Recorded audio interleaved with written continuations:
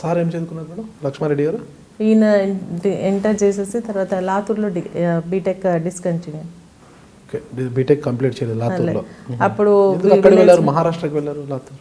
అప్పుడు అంతే ఆ పొజిషన్లో అక్కడికి వెళ్ళడం జరిగింది. అంటే ఫ్రెండ్స్ అందరు కలిసి వెళ్ళి చదువుకోవడానికి వెళ్ళడం జరిగింది. కానీ ఊర్లో ఉన్నటువంటి పరిస్థితులు చాలా బర్స్ట్ కావడం జరిగింది. అంటే మాకు ఎప్పుడు కూడా రైవాలిటీ ఉండేది విలేజ్లో, బాగా గొడవలు జరిగేది ఆపోజిట్ పార్టీకి. వర్గం అక్కడ విలేజ్లో ఎప్పుడు కూడా ఒక అంటే గీత గీసినట్టు ఉండేది, అటు వర్గం అటు ఇటు వర్గం పెట్టినట్టుగా ఎప్పుడు ఏదో ఒక రకంగా గొడవలు జరిగేది. సో అప్పుడు ఉన్నటువంటి పరిస్థితుల్లో మా మామయ్య గారికి బాగా ఇబ్బంది జరిగింది. సో ఇంకా ఈయన డిస్కంటిన్యూ అయ్యి దాడులు అట్లాంటివి చేసుకునేవారు. చాలా విలేజ్ వాతావరణమే ఒక పెద్ద రణరంగం లాగా మారిపోయేది. చంపుకోవడాల దాకా రాలేదు కానీ కొట్టడము, బాగా దెబ్బలు తాకడం, హాస్పిటలైజ్ కావడం ఇవన్నీ జరిగేది. డైరెక్ట్ ఇంటి మీదకి వచ్చి అటాక్ చేయడం అటువంటిది జరిగేది. మీరు సిటీ లైఫ్ గడిపిన వారు, మీరు సిటీలో హ్యాపీగా ఇక్కడంతా కూడా మంచి ఎడ్యుకేషన్ అంతా కూడా, ఒక్కసారిగా అక్కడ వెళ్ళాలి ఆ వాతావరణం అంతా చూస్తే మీకు ఏమనిపించేది? ఫస్ట్ స్టార్టింగ్లో నాకు పెద్దగా ఇబ్బంది ఏమనిపించలేదు. అంటే నా మ్యారేజ్ అయిన ఫస్ట్ డేనే మేము వెహికల్లో వెళ్తూ ఉన్నప్పుడే అడ్డుకోవడం జరిగింది, ఈ రూట్ నుంచి రావద్దు అని చెప్పేసి. అప్పుడు కామైపోయి వెళ్ళిపోయాను. విలేజ్ వాతావరణం అంతా ఎట్లా ఉంది అనిపించి కొంచెం భయం అనిపించింది. కానీ మా అత్తమ్మ మా మామయ్య వాళ్ళందరూ ఫ్యామిలీ అంతా కూడా అంటే ఏమంటారు బాగా అభిమానంతో ప్రేమతో చూసుకునే అవన్నీ నాకేమనిపించలేదు. కానీ ఎప్పుడు ఏదో ఒక గొడవ జరుగుతున్నప్పుడు కొంచెం భయం వేసేది. కానీ అయినప్పటికీ కూడా ఆ అత్తమ్మ మామయ్య అందరు అక్కడనే ఉంటారు కాబట్టి అన్ని వాళ్ళు తట్టుకుండి ఏదైనా జరిగినప్పుడు మమ్మల్ని ఎక్కువ రానియకపోవడం, వాళ్ళే అక్కడ ఉండడం అట్లాంటివి చేసేది. ఇప్పుడు అమ్మాయిలు అయితే అంత సిటీ కల్చరే కోరుకుంటారు, పల్లెటూరు నుంచి సిటీకి రావడానికి ఇష్టపడతారు తప్పితే సిటీ నుంచి పల్లెటూరుకి పోవడానికి ఒప్పుకోరు. అసలు ఆ ప్రపోజల్స్ విలేజ్ ప్రపోజల్స్ అనే పెద్ద రిజెక్ట్ చేస్తారనమాట.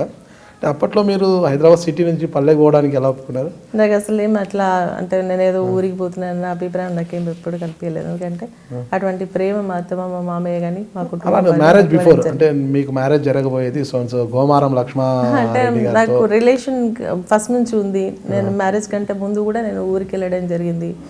మా చిన్నమ్మ వాళ్ళంతా ఉన్నారు కదా, మా ఆడపడుచు వాళ్ళందరితో అప్పుడున్న రిలేషన్తో ఫంక్షన్స్కి అటు మ్యారేజెస్కి అటు పోయేది అనమాట. సో వాళ్ళ అటాచ్మెంట్ చూసిన తర్వాత నాకు ఎప్పుడు నేను ఊరికి పోతున్నానని అభిప్రాయం నాకు ఎప్పుడు కలగలేదు. ఎందుకు ఆడ వర్గాలు లక్ష్మారెడ్డి గారికి విఠల్ రెడ్డి గారికి ఎందువల్ల కూడా? అది లక్ష్మారెడ్డి విఠల్ రెడ్డి గారికి ఉన్నటువంటి వర్గం కదండి. అంతకంటే ముందు కూడా విలేజ్లో కాంగ్రెస్ వర్సెస్ సిపిఐ అన్నటువంటి ఆలోచనతో ఉన్నటువంటి ఇవన్నమాట. ఇప్పటికి పరిస్థితి అలాగే ఉంది మేడం? ఇప్పుడు లేదండి, ఇప్పుడు ఆల్మోస్ట్ సర్దుమణిగిపోయింది. ప్రశాంతంగా ఉంది, అంతా కూడా ప్రశాంతంగానే ఉంది. అందరూ కూడా కోఆపరేట్ అభివృద్ధి దిశగా పయనిస్తున్నారు అందరూ. అవునండి. అంటే ఎంతోమంది అటు సైడ్ నష్టపోవడం జరిగింది, ఇటు సైడ్ నష్టపోవడం జరిగింది. చాలామంది ఊళ్ళూరులో వదిలేసి వెళ్ళిపోయినటువంటి సందర్భాలు, పిల్లలందరూ కూడా హైదరాబాద్ పంపించేసి ముసలి వాళ్ళు ఉండేటువంటి పరిస్థితి. ఇవన్నీ చూసిన తర్వాత ఎందుకు ఇవన్నీ పోరాటాలు ఎందుకు, కొట్లాటాలు ఎందుకు, ఎవరి పని వాళ్ళు చేసుకుంటే సరిపోతుంది కదా. ఎలక్షన్స్ వచ్చినప్పుడు ప్రజలు ఎటు ఇది ఉంటే అటు ఉంటాయి, కొద్ది గొప్ప ఇప్పటికీ ఉంటుంది, పొలిటికల్గా ఉండాల్సింది ఉంటుంది గ్రామాల్లో. కానీ ఇప్పటికైతే అంత లేదండి, మొత్తం అంత సమస్యపోయింది. హ్యాపీగా ఉంది, హ్యాపీగానే ఉంది. అంటే అప్పుడు మీరైతే కొద్దిగా టెన్షన్ పడ్డారు అయితే ఆ గొడవలో అవన్నీ చూసి? ఫస్ట్ స్టార్టింగ్లో కొంత ఇబ్బంది అనిపించింది, రాను అలవాటు అయిపోయింది.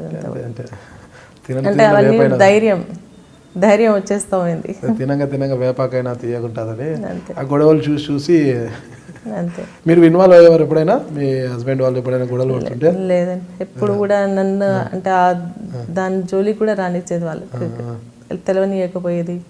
పెద్ద ఇన్సిడెంట్స్ జరిగినప్పుడు మేము ఆ ఊర్లోకి పోయి ఉండి మళ్ళీ వచ్చేసే వాళ్ళం, కానీ అటువంటిది ఎప్పుడు కూడా నన్ను ఇన్వాల్వ్ కాలేదు. ఇప్పటికీ మీరు నర్సాపూర్లో ఉంటారా, గోమారంలో ఉంటారా? హైదరాబాద్లో ఉంటాను నేను, కానీ ప్రతి ఫెస్టివల్కి ఊరికి వెళ్తాను. ఊర్లో ఇంతకుముందు ఏదే విధంగా మా అత్తమ్మ వారు ఆచారం ప్రకారంగా కార్యక్రమాలు చేస్తుందో పండుగలన్నీ కూడా ఇప్పుడు కూడా నేను చేస్తూ ఉన్నాను. మీకు చూస్తుంది ఇప్పుడు ఐ డ్రీమ్ మీడియా.